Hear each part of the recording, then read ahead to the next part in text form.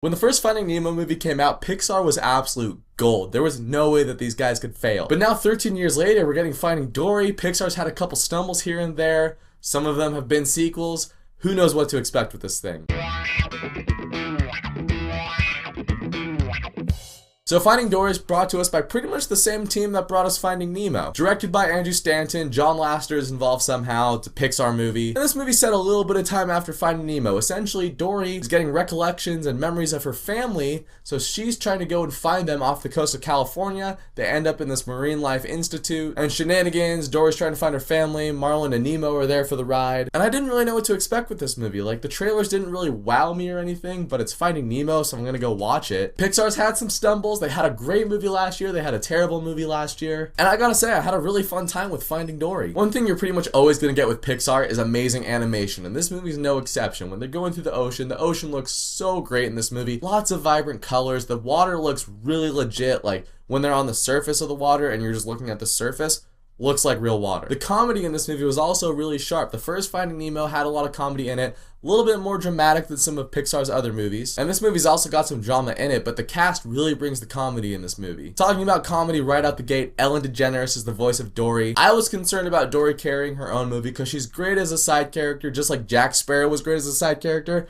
But when they gave him his own movies, then the Pirates movies kind of just... In the beginning of the movie, I think they were overdoing the whole, oh, Dory forgets things, a little too much. Like the first 5 to 10 minutes of the movie, it's very quick, you know, they're reintroducing you to this world, and Dory is literally forgetting everything. It's a lot of really quick laughs, but it felt a little played out. But once the movie settled in its groove and settled in its story, I thought Dory was really good as the lead in this movie. She still has her Dory quirks and the comedy is still there, but she was also able to carry a good emotional heft to it. And the rest of the supporting characters were great too. I thought Marlin and Nemo were just going to be shoehorned into this movie.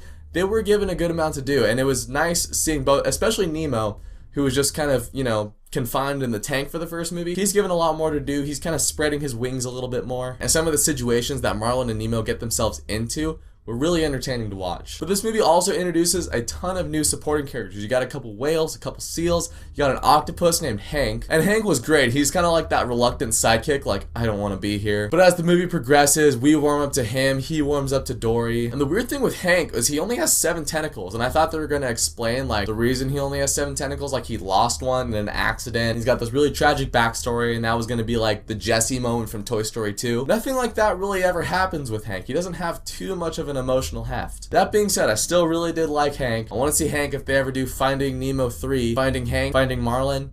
Who knows what that's gonna be. And this movie's also got some Easter eggs to the first Finding Nemo, and it's fun watching those, and you're just like, oh my gosh, I remember that, I remember that, I remember that, because I've seen Finding Nemo, and Finding Nemo is awesome. But another thing that this movie does is it pretty much follows the same exact plot as Finding Nemo. It deviates here and there, but for the most part, you're like, I've seen this movie before. And I was kind of thinking about it, and I feel like Finding Nemo is obviously the stronger movie, but I feel like if Finding Dory had come out before Finding Nemo, that I might like Finding Dory a little bit better. Because one of my issues with Finding Dory is it has kind of a been there, done that feel because I've already seen Finding Nemo. But if I hadn't seen Finding Nemo before and say Finding Dory came out first, I wonder if I would view Finding Dory as I view Finding Nemo, like one of the greatest Pixar movies of all time, and then Finding Nemo would be the one where I'm like, oh, they're just copying Finding Dory. Does that make sense? It does for me. My only other really big issue with this movie is it starts out with a flashback of young baby Dory with her parents, she's super cute, but they kept cutting back to those flashbacks, and that sometimes the movie will literally just grind to a halt to put in one little like cute baby Dory joke in there. And so at a point with the flashbacks, I was like, alright, just